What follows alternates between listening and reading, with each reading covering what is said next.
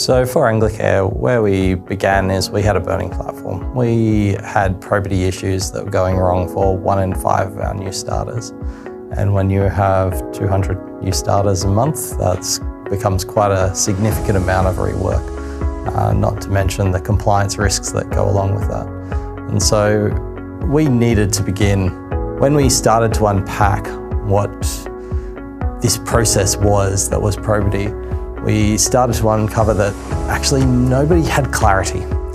Depending on who you asked and who the subject matter expert was, you started to get 3 different answers as to what the process was meant to be, even though it was one set of policies, one set of procedures. It was interpreted differently depending on where in the business you sat. And so we needed to then work through and understand who owned what controls were in place, and how were we actually going to rectify this. We needed to bring people along the journey. And the challenge we have at Anglicare is we have phenomenally good people. It's the most beautiful place you'll ever work.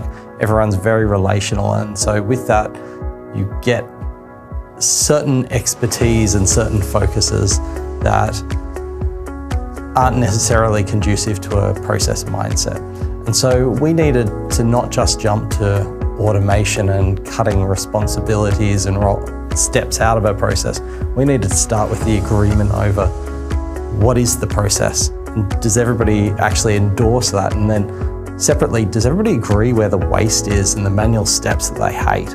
And so we couldn't do that by jumping straight to the end. We needed to work with what is the process, and is this the process we want to automate? For us, it was all about ease of use, but coming from that relational background, it was ultimately, they wanted tools that were easy for them to understand and easy for them to use. And coming from a not-for-profit, we need to use resources responsibly. So we needed to be able to ultimately disseminate our responsibilities into the business so that they could own this and pick this up. Because we couldn't do all the work for the entirety of the business. And so we needed to pick a tool that fit that. It was a combination of value for money, but it was most importantly about our end user experience.